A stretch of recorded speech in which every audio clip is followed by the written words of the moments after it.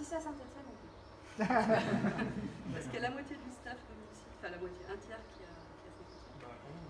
Mixit, c'est une conférence de développeurs et d'agilistes. En fait, on trouvait que les communautés en 2010 de développeurs étaient assez peu nombreux sur Lyon. Et du coup, on s'était dit, on va faire un événement pour réunir toutes les communautés de développeurs. Et donc, on a fondé Mixit et on s'est allié aux agilistes parce qu'ils drainaient plusieurs personnes dans l'IT sur Lyon. Et du coup, on a fait cette conférence. Je vous invite à y participer l'année prochaine. S'il y a des places libres. C'est S'il y a des billets disponibles. Oui. Effectivement, cette année, les billets sont partis assez vite, 10 minutes, 15 secondes, etc. Alors, on n'est pas forcément très fiers de ça. Il y en a qui... On pourrait être fiers dans le sens, oui, c'est parti vite, plus que certains billets ferroviaires et tout ça, mais en même temps, c'est pas forcément une fierté dans le sens où on devient pas très accessible. Il faut être derrière son ordi à une heure donnée pour pouvoir acheter des billets, donc ça, on est en train de se réinterroger là-dessus. Sauf qu'on est tous bénévoles si on tient un format associatif, on veut pas que les gens payent plus de 50 € les 2 jours, enfin, on a tout un tas de principes un peu bizarres, inspirés de la philosophie DIY, on en parlera, mais en tout cas, enfin bizarres, qui nous sont chers en tout cas. Et du coup, ça impose qu'on ne peut pas avoir un budget élevé. Donc on ne peut pas louer un palais des congrès à 30 000 €, etc. Donc on n'a pas une jauge importante. Voilà. Mais c'est vrai que c'est dommage pour certains participants. Je fais partie de Duchesse. Alors Duchesse France, est-ce que des gens connaissent ici? Ok. Alors, est-ce que vous avez l'impression de travailler en tant que développeur dans un milieu mixte en termes de genre, avec beaucoup de filles ou pas? Pas vraiment. Alors peut-être pour ceux qui sont plus dans la partie UX design, peut-être Jessica, t'as peut-être plus un... Ouais, donc bon, les duchesses, en gros, à la base c'était un jug, donc Java User Group. Aujourd'hui on n'est plus du tout que Java, et on essaye de faire en sorte qu'il y ait plus de filles dans l'IT, de filles à profil technique. Parce qu'on peut dire qu'il y a des filles qui ont des profils marketing, com, etc., mais des filles à profil technique, il n'y en a pas tant que ça. Donc on travaille sur la visibilité de ces filles, donc des gens comme nous, des filles comme nous. Et pour ce faire, on va dans des collèges, on explique aux jeunes garçons et aux jeunes filles que les développeurs, c'est pas forcément que des jeunes blancs de 30 ans, etc., garçons, ça peut être aussi des filles. Et on travaille sur la diversité, pas que sur le fait d'avoir plus de filles, mais aussi sur la diversité dans l'IT. Récemment, on a participé à des débats avec d'autres personnes d'autres types de personnes qui ne sont pas forcément surreprésentées dans l'IT. Voilà. Et Mixit, c'est aussi, ça ne mange pas parler comme moi, Mixit. Mixit, il y a aussi cette volonté de travailler sur la mixité des publics. Donc on essaye de faire en sorte qu'il y ait des gens un petit peu différents, des profils de gens différents. C'est pas forcément simple, en tout cas, c'est sur scène, par exemple, au niveau des speakers, on essaie d'inviter des gens de pays différents qu'on n'a pas forcément l'habitude de voir sur scène. Et l'année, on avait fait faire une keynote par un mec qui n'avait jamais mis les pieds en France, qui est l'animateur du Togo User Group. On a mis 6 mois à avoir un visa, je ne vous passe les détails. Et ce mec-là, il est venu parler des communautés de développeurs en Afrique. Et le rendu de tout ça, ça a montré qu'il y a peut-être plus de motivation dans certains pays, notamment africains, que dans les pays comme les nôtres. Les jugs qui se passent là-bas, c'est le samedi matin à 30 km de la capitale, Lomé par exemple, le Togo, ils sont 60, et je suis sûre que nous on ferait des jugs le matin, enfin des Java User Group le samedi matin en Gibor, on serait 3. Donc voilà, on essaie de travailler sur ce type de visibilité, et je fais partie également d'Avataria. Avataria, je suis sûre que les personnes qui connaissent, c'est un festival à Saint-Etienne aussi, de musique, d'informatique libre, etc. Voilà, je suis présidente de l'association. Alors aujourd'hui, j'ai voulu vous parler un petit peu de moi, de mon parcours, et surtout de la philosophie do it yourself qui m'a fortement inspirée dans mon parcours de développeuse, mais pas que. Voilà. Et avant de vous... La présentation n'est pas très théorique, genre j'ai pas que des slides que j'avoue, j'essaie de poser quelques questions au fur et à mesure qu'on va avancer. Donc j'aimerais juste savoir ce que ça évoque pour vous, le mouvement do it yourself. Je vais présenter 2-3 slides. Si ça vous parle et si vous pensez que l'image que vous voyez peut symboliser la philosophie do it yourself, vous levez la main. Vous pouvez lever plusieurs fois la main. Donc, est-ce que le do it yourself pour vous, ça peut être l'art de se faire plaisir soi-même? C'est la vraie traduction. Ouais, avant de faire ce tour, je ne savais pas que do it yourself, c'est une terme d'inspiration, certains slangs, voilà.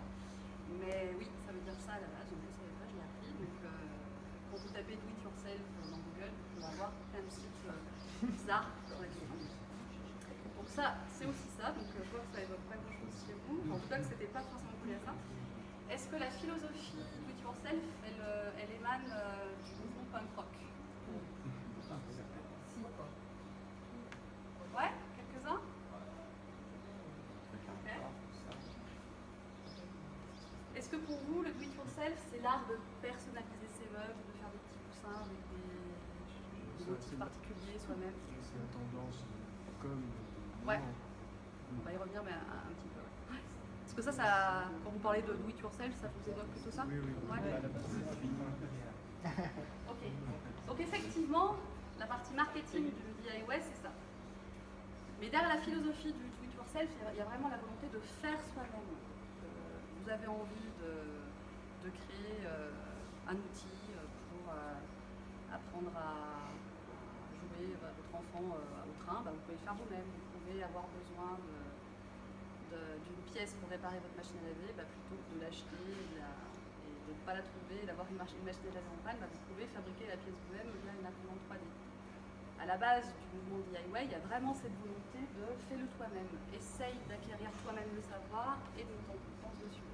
C'est pas prévu, mais tu t'occupes David d'Open Factory, j'imagine que c'est vraiment derrière, quand vous avez voulu monter ce truc-là, il y avait une volonté justement que les gens s'approprient un savoir et deviennent autonomes sur certaines compétences techniques. Complètement. D'ailleurs, do it yourself est dans l'objet associatif. Ah ouais. Le terme do it yourself. D'accord. Avant qu'on sache que ça veut dire masturbation. Ben oui. Maintenant, je peux tweeter que. On l'a traduit en français à côté. D'accord. Donc oui, toute la logique, j'y reviendrai dans la présentation, mais tout le mouvement maker, par exemple, est complètement inscrit dans cette démarche de faire soi-même, avec la volonté de concevoir soi-même les choses et de construire soi-même des maisons, des différents lieux, etc. Alors au niveau de l'historique DIY, il y a quand même des choses qui reviennent, notamment ce mec-là, Stuart Brand, qui avait dans les années 60-70 monté un journal aux États-Unis qui s'appelait The World Health Catalog, qui était un peu un truc hippie, mais pas que. La volonté, c'était un peu le pire gadget des adultes. Enfin, je rigole quand je dis ça, mais c'était en gros, on a des schémas de construction de maisons écologiques, de voitures autonomes, etc. Il y avait ce type de prémisse en fait dans ce catalogue-là. Ça a eu un succès assez phénoménal, plusieurs millions d'exemplaires sur certains numéros. Et l'objectif, c'était d'acquérir des connaissances techniques minimales pour pouvoir soit choisir son produit quand on n'est pas capable de le faire soi-même, mieux le choisir à travers un commerce existant, soit de le faire soi-même. Donc c'était vraiment les prémices du mouvement do it yourself. Et ça a eu une explosion assez folle. Mais il faut dire que dans ces années-là, il y avait quand même une tendance assez particulière aux États-Unis. Ça s'inscrit vraiment dans les mouvements d'après-guerre, etc., du Vietnam. Et donc il y avait vraiment cette volonté au niveau de la jeunesse particulièrement de prendre leur vie en main et d'avoir un parcours professionnel assez particulier, en tout cas en rupture avec ceux de leurs parents. Donc ce magazine, il a un peu sacralisé le début de la philosophie, do it yourself. Et un des quatrièmes de couverture de ce magazine, c'est ce qu'on voit à l'écran. Save Foolish, et c'est bien repris par Steve Jobs quelques années plus tard, mais c'est pas Steve Jobs qui l'a inventé cette phrase, c'est Monsieur Brandt qui a fondé le catalogue dont je parle. Donc il y avait vraiment cette volonté d'être assez fou pour pouvoir faire soi-même les choses. En France, il y a eu un catalogue un peu très similaire dans les années plutôt 70-80 qui s'appelle le catalogue des ressources. C'est pas de la discrimination ce que je fais, mais j'ai un collègue à moi ici, monsieur, qui vous connaissez, qui pouvait être en âge à l'époque de connaître ce magazine. Je dis pas que vous avez, mais bon voilà, vous avez voilà. Vous avez entendu parler de ce catalogue? Ouais, ça m'étonne pas parce que c'était pas très connu en fait. Ça voulait être un peu le pendant du Walhurst catalogue, mais ça n'a pas vraiment pris en France. Il y avait vraiment cette même logique. C'était beaucoup plus écolo, autant le premier américain était ouvert à différents domaines, celui-là était quand même plus branché écolo. Et évidemment, dans les années 70, fin 70, début 80, le mouvement punk s'est énormément approprié cette philosophie-là, avec tout un tas de groupes qui revendiquaient le fait de faire soi-même les choses, faire soi-même les concerts, faire soi-même les productions de musique, etc. Donc très lié à un mouvement politique assez fort, parce que quand je dis mouvement punk, je parle à la fois de la musique, mais aussi du mouvement politique qu'il y avait derrière. Donc sur les vêtements des personnes qui étaient ancrées dans ce milieu-là, on voyait souvent DIY. Ça, c'est un groupe qui s'appelle Crass, qui a énormément parlé justement de cette philosophie do it yourself. C'était un peu une partie des intello-punks, de ceux qui avaient des textes un peu plus poussés que certains groupes punk. Voilà. Et donc ils ont écrit beaucoup beaucoup là-dessus, et c'est vrai que ça a participé aussi à ce que le mouvement s'étende, non pas qu'au milieu du punk rock, mais au rock en général. Ouais. Donc ça, c'était un de leurs slogan. Parce que derrière la philosophie de fais-le toi-même, il y a aussi le fait de se dire construis ta propre philosophie des choses et essaye de te rendre autonome par rapport à certaines idées qu'on va essayer de te transmettre. Voilà. Donc il y a toujours cette volonté au niveau de l'éducation, au niveau de la transmission de savoir, de cultiver l'indépendance des personnes. Donc pour revenir à moi, en fait, j'ai pas connu le mouvement DIY par le mouvement maker, informatique, etc. Moi, je l'ai connu plus par le milieu punk. Donc là, c'est moi quand j'avais 18 ans. J'en ai 38, donc il y a quelques années. Voilà. Dans un bar qui s'appelle le Mistral Gagnant à Saint-Etienne. Donc c'était un bar qui organisait vachement de concerts à Saint-Etienne à l'époque. Beaucoup de concerts punk. Et c'est vrai que moi, ça m'a vachement halluciné ce mouvement-là. Alors, la musique, j'étais pas ultra fan de punk, j'en écoute, j'aime bien certains groupes, mais pas tous. Par contre, j'ai vraiment flashé sur toute la philosophie qu'il y avait derrière. Et du coup, j'ai commencé au public, je m'éclatais bien, mais j'ai aussi commencé à rentrer dans l'orga de concerts. Et donc, notamment dans Avataria, dont je parlais tout à l'heure, qui est un festival qui a lieu à Saint-Etienne, et qui avait pour objectif, dès le début, d'essayer de faire des événements culturels, concerts et pas que, autour de la philosophie DIY. Donc oui, on fait beaucoup de concerts, on fait des choses au musée de la Mine depuis 17 ans maintenant. En mai dernier, on a fait la 17e édition du festival. Mais on fait aussi des choses autour d'Internet, parce qu'on est plusieurs développeurs. Coïncident, je ne sais pas pourquoi, mais en tout cas dans l'asso, il y a des gens qui aiment bien la musique punk, mais aussi l'informatique. On est plusieurs développeurs, et en 99-2000, Internet n'était pas très accessible partout, à Saint-Etienne d'ailleurs. Et donc du coup, justement dans un exemple de philosophie DIY, d'application de la philosophie DIY, on a essayé de mettre en place des bornes interactives dans les bars, les lieux culturels, pour que les gens puissent accéder gratuitement à Internet. Voilà. Donc on faisait ça sous Linux, évidemment, parce qu'on était quand même, je suis toujours assez barré informatique libre. Donc on a construit ce genre de borne, on s'était allié avec certains artistes stéphanois et qui nous avaient aidé à construire ce genre de borne. Et du coup, là c'était au Mistral Gagnant, la borne du Mistral Gagnant, les gens pouvaient aller dans un bar, accéder à Linux. Alors je ne vous dis pas Linux à l'époque. Autant aujourd'hui c'est assez simple l'installation, enfin quoique. À l'époque c'était quand même super galère, donc c'était pas facile de vendre entre guillemets au grand public l'informatique. Mais c'était quand même notre devise forte. Et on mettait en avant le fait que justement les gens pouvaient facilement se réapproprier le système d'exploitation, qu'il y avait toute une équipe derrière, et ça prenait plutôt pas mal. On a assez rapidement, au bout de 3-4 ans, arrêté les Linux Party, parce qu'il y a une asso à Saint-Etienne qui s'appelle la Zone d'information libre, puis à l'Olise qui a repris un peu, à l'Olise c'est aujourd'hui le LUG Linux User Group, qui ont pris un peu le pas, donc nous on a arrêté ça, mais on a continué quand même à faire des choses autour de l'informatique.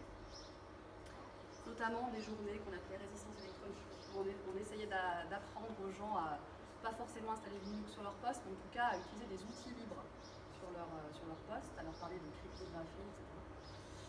Donc voilà, et pour nous ça allait avec cette éthique-là. Et puis aujourd'hui, on s'inscrit un peu, alors plus modestement que Open Factory, parce que vous êtes dans du quotidien, nous on est dans de l'événementiel, mais on s'inscrit un peu dans le mouvement maker dont je vous parlais, à savoir essayer d'apprendre aussi à travers nos ateliers de bricolage le fait de construire certains outils. Donc là c'est un atelier qu'on a fait sur Avatarium d'initiation à l'électronique pour les ados.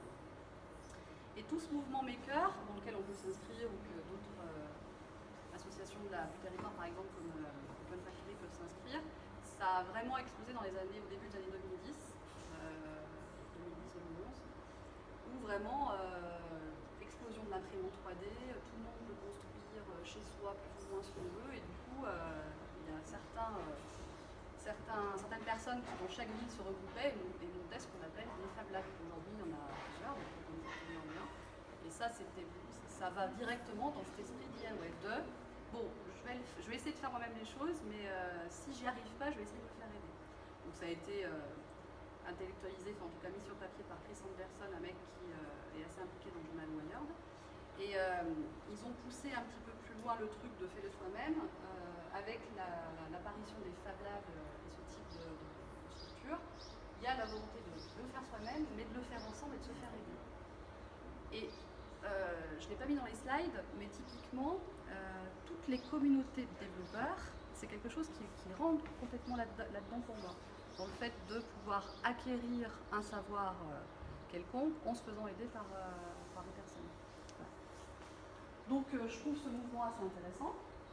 Et dans Avataria, on a continué à travailler là-dessus. Donc on fait aussi du circuit bending. Je ne sais pas si vous connaissez. Non, circuit bending, vous ne connaissez pas. Circuit bending, c'est le fait de se réapproprier des anciens jouets. Au niveau électronique, on les trafique un peu, on en fait des instruments de musique. Ça m'a fait bien marrer. On avait invité un mec qui s'appelle Peter Edwards, qui était un des fondateurs du circuit bending et qui fait des choses assez incroyables. Voilà. On avait invité aussi récemment Usinette. Usinette, c'est un hackerspace. Alors hackerspace, Fab Lab, on ne va pas rentrer dans la théorie, mais en gros c'est un peu pareil. Hackerspace, il y a plus un côté techos développeur qui va régulièrement dans un lieu comme un Fab Lab. Mais c'est un peu pareil. Et Usinette, moi c'est un Fab Lab, enfin un hackerspace dont je suis super fan, c'était parisien. Et eux vraiment, je ne sais pas si tu connais, ils sont assez hallucinants, ils font des projets assez incroyables et notamment ils ont bossé plusieurs années de suite à Dakar sur des imprimantes 3D qui puissent récupérer du matériel non utile local, notamment des gobelets. En fait, en Afrique de l'Ouest, il y a beaucoup de gens qui boivent du café dans des gobelets qui sont à la base très polluants, difficilement recyclables, et ils ont bossé sur le fait de recycler ce matériel-là pour que ça soit la matière première des imprimantes 3D qu'ils utilisent.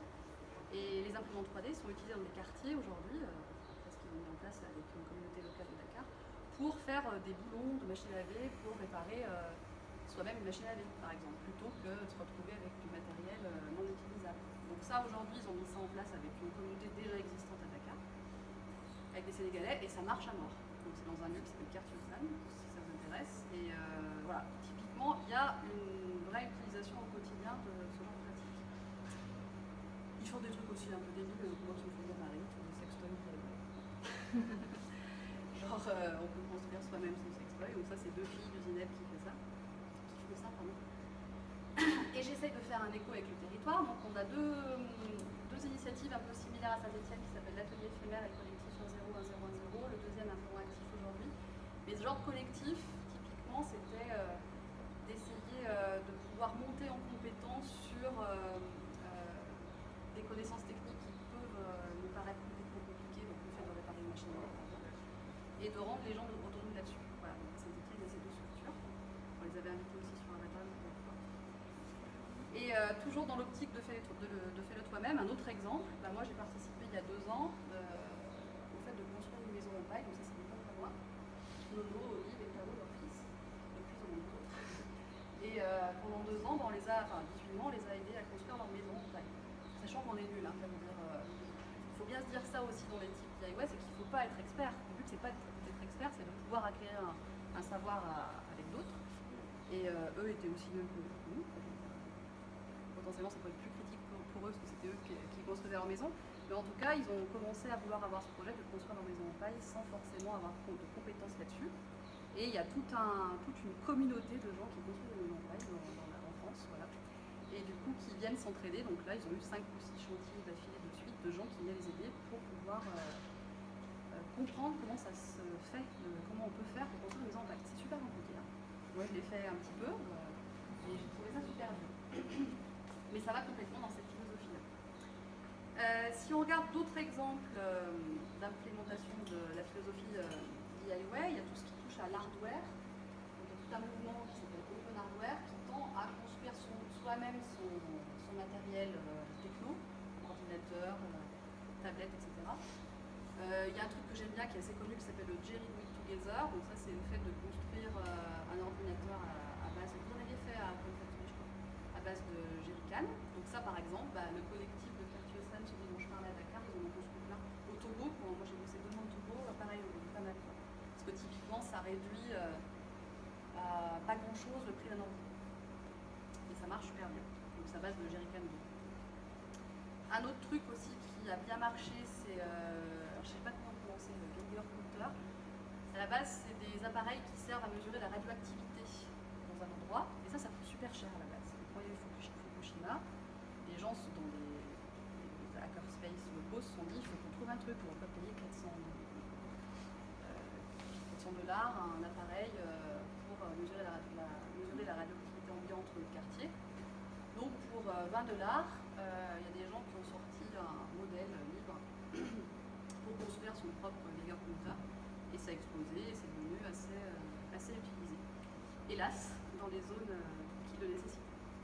Dans les choses moins tristes, il y a également tout ce qui touche au monde de l'appareil photo. Il y a une boîte même, parce qu'il y a un business aussi là-dedans. Hein. Il n'y a pas que des jeunes bénévoles, jeunes ou moins jeunes bénévoles militants. Il y a aussi donc, des boîtes qui proposent d'avoir du matériel en kit. Et donc du coup, pour construire un appareil photo, et du coup, ça baisse drastiquement le coût des appareils photo. Il y a également Facebook qui a sorti, je ne sais pas si vous avez entendu parler de ça, mais ils sont à la base de l'Open Compute Project. En fait, c'est pas Facebook, c'est des ingénieurs de Facebook qui ont un peu hacké le truc en disant on bosse sur des data centers à Facebook, on trouve ça génial ce qu'on a fait. Enfin, on est content de ce qu'on a fait, mais on aimerait que nos plans de data center puissent être libres et donnés à la communauté. Donc ça a été des grosses négos en interne, et Facebook a dit oui, et du coup ils ont sorti ce projet-là. Et il faut savoir que les data centers, en Afrique par exemple, c'est ultra utilisé. Pour avoir passé un peu par l'Afrique, il y a peu de développeurs et beaucoup de systèmes en Afrique, beaucoup de data centers. Et le fait d'avoir des data centers libres, ça peut aider beaucoup de communautés locales. Voilà, donc ça a vachement servi. Et puis il y a des choses moins drôles. Dans les choses moins drôles, il y a aux États-Unis un mouvement qui est en pleine extension, monté par un mec, j'ai oublié son nom, c'est lui là. Et ce mec-là, il propose à moindre coût de construire tout l'Inde. Voilà. Ça c'est pour pondérer le discours un peu bisounours, c'est trop bien, c'est trop bien, mais ça dépend ce qu'on en fait. Comme partout, il peut y avoir des dérives. Au niveau de un autre truc qui m'intéresse à mort, tout ce qui touche aux médias. Donc, une des résonances fortes du mouvement DIY, c'est le fait de distribuer soi-même l'information et de faire soi-même son média. Donc, les précurseurs, c'était toujours un peu les punks. Donc, les Ramones, par exemple, c'était un des premiers groupes à avoir complètement été, quasi au début, autonome sur leur production musicale et sur leur information. Donc, ils ont produit les premiers fanzines. Donc, les fanzines, c'était les premiers petits livres d'information d'un groupe ou d'une communauté de gens autour de musique, etc., qu'ils distribuaient soit à prix, soit gratuitement. Ils ont diffusé également leur première production autoproduite sur cassette, etc. Donc, je parle d'eux parce que c'est un groupe qui a marché et qui est resté quand même très longtemps dans cette philosophie-là.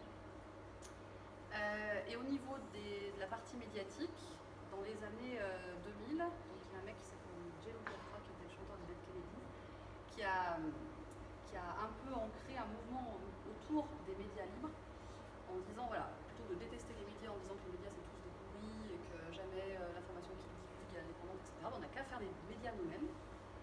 Et il a été, entre autres, à l'origine d'un mouvement qui s'appelle Indie Media. Donc, au début des années 2000, Internet est devenu un peu plus accessible aux gens, 2000-2005. Il y a donc Indie Media qui est né. Indie Media, c'est une agence de presse indépendante, c'est un média libre indépendant, qui est né dans plein de villes dans le monde entier.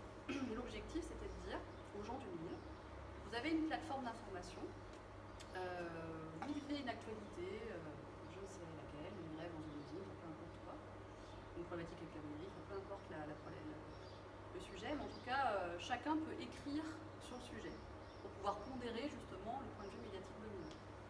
Donc ça a super bien marché.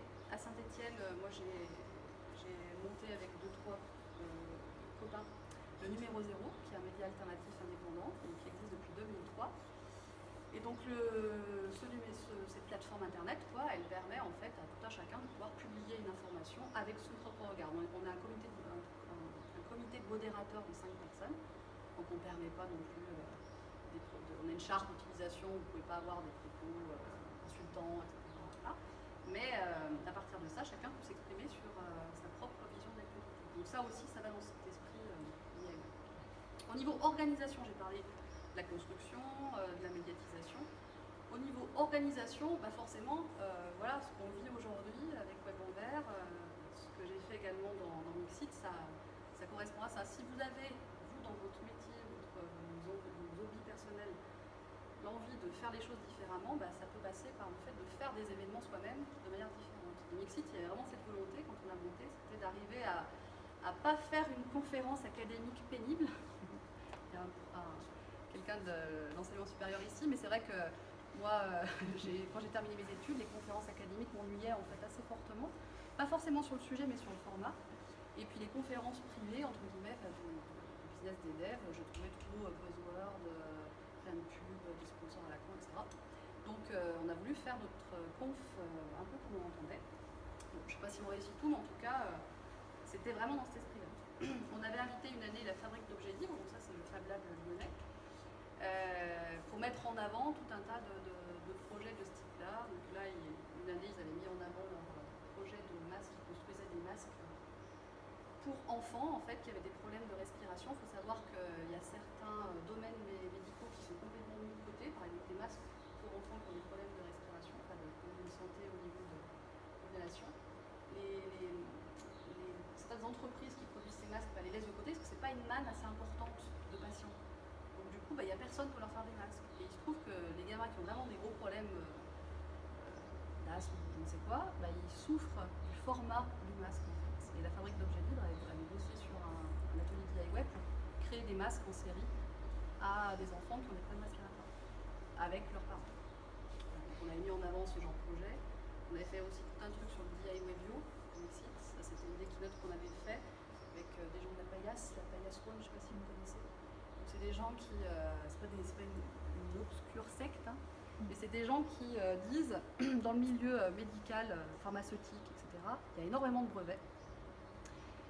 Et le résultat de tout ça, c'est que c'est compliqué de pouvoir se faire soigner de manière alternative au niveau du prix, déjà.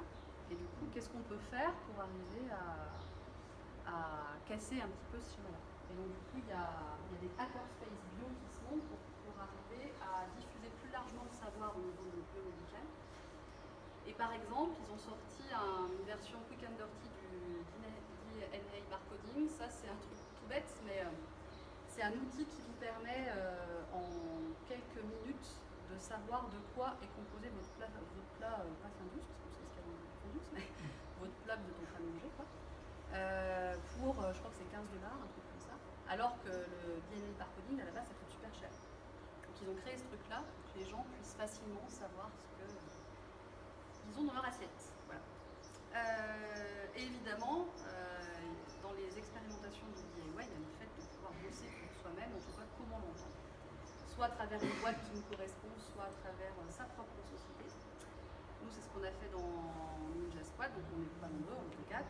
Boîte coopérative, donc un homme, une voix, voilà, il n'y a pas de manager, il n'y a pas de commercial.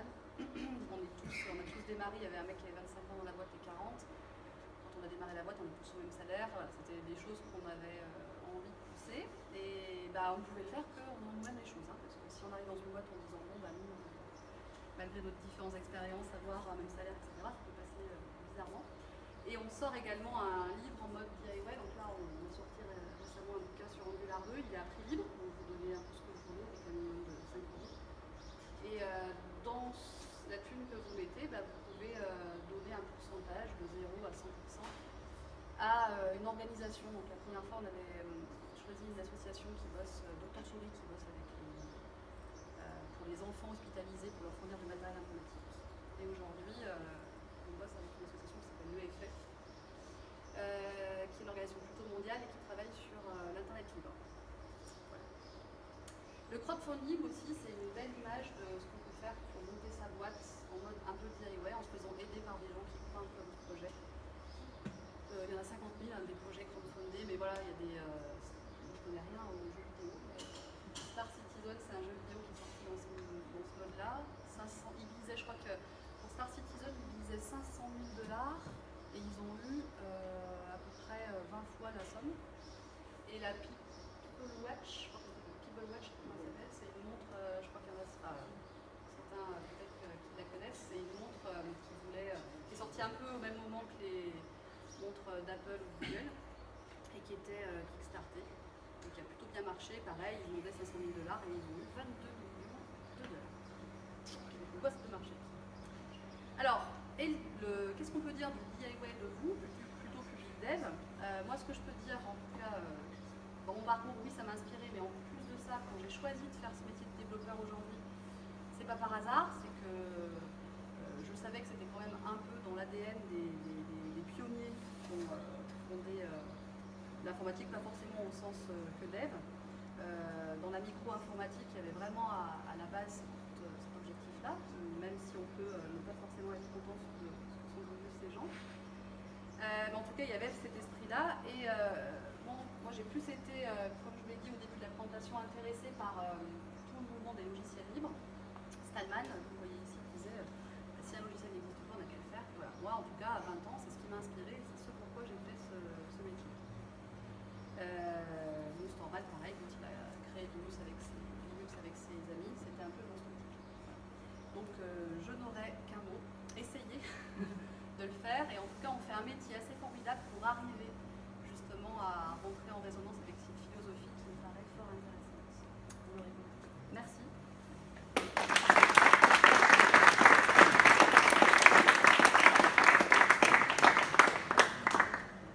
Et puis si vous avez des questions, je peux répondre. Si vous avez des questions, n'hésitez pas, on a un peu de temps. Ouais. Est-ce que tu considères les choses comme Cocopelli, tu sais, qui font la promotion des graines à planter soi-même, tout ça comme du fais-le toi-même? Alors, oui, Cocopelli, je connais pas. Par contre, tout ce qui touche à la brevetabilité du vivant, c'est quelque chose qui m'intéresse beaucoup. Et par exemple, quand tu vois des sociétés comme Monsanto qui vont faire en sorte que certains agriculteurs ne puissent pas replanter leurs graines, d'accord, pour que les agriculteurs puissent racheter à chaque année leurs graines, ça me débecte assez fortement. Et quand on a des initiatives, quelles qu'elles soient, qui permettent de transcender un peu ça, je suis plutôt pour. D'accord, ok. Donc finalement, l'agriculture traditionnelle et tout ça, c'est du do-it-yourself. Oui, totalement. J'en ai pas parlé, hein, mais les ateliers de bricolage du début du siècle qui étaient coopératifs et communs, c'était vraiment dans cet esprit-là. C'est rigolo, mais quand j'ai préparé ce talk-là que j'avais donné en septembre dernier et que je me suis retrouvée avec une vieille tante à moi qui a 85 ans, j'essaie de lui expliquer vaguement ce que je faisais et quand je lui parlais de cette plantation, elle me disait mais en fait c'est has-been. Moi quand j'étais gamine, on en faisait déjà. Donc oui, ça rejoint ce que à travers les ateliers coopératifs et jardinage par exemple. Ouais. Sauf qu'on peut aller plus loin aujourd'hui dans la partie professionnelle, dans nos métiers de développeurs, etc. J'ai l'impression qu'il faut quand même différencier l'aspect de faire ensemble, qui peut-être aujourd'hui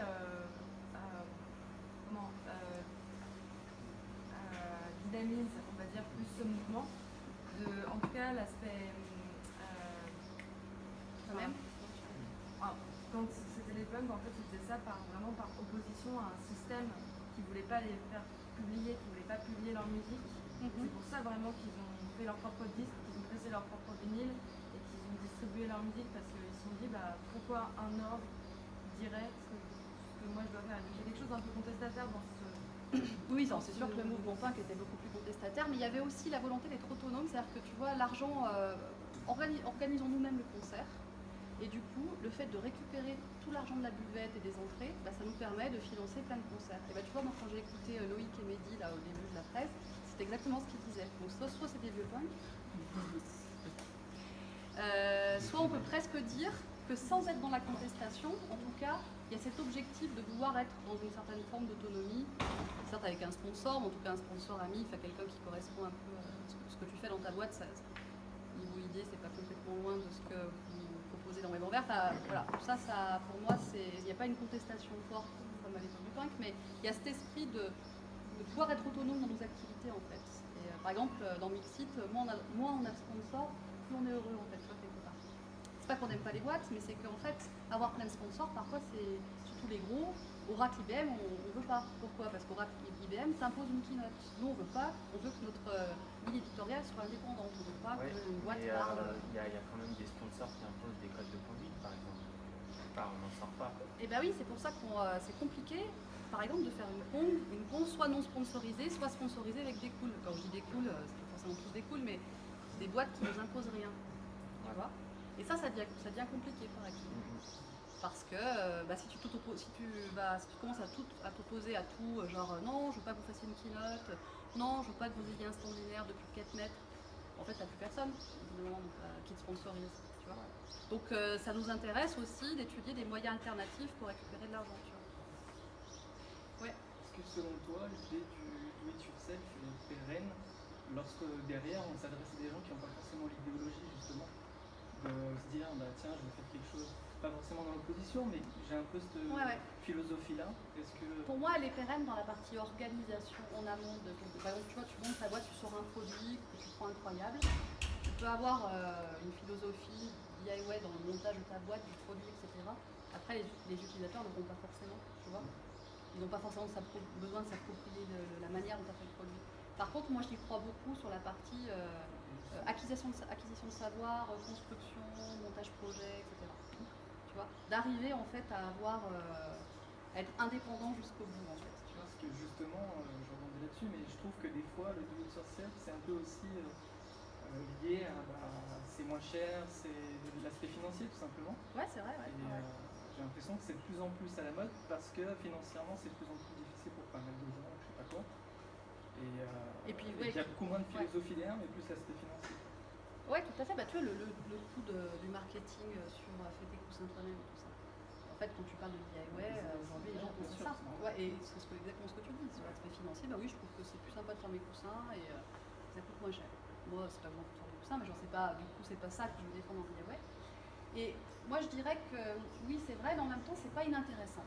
Parce que quelque part, éveiller la curiosité de personnes qui sont a priori loin de cette philosophie originelle, je trouve ça intéressant en fait. C'est là où tu peux introduire des idées, tu vois. Et tu dis, bah tiens, ton coussin, tu l'as fait toi-même, pourquoi tu n'irais pas apprendre toi-même à développer ou à l'histoire, ou les sciences politiques, tu vois. Tu vois, les MOOC par exemple, je trouve ça pas forcément facile de suivre des cours en ligne, etc. Mais je trouve ça vachement intéressant dans la démarche, tu vois.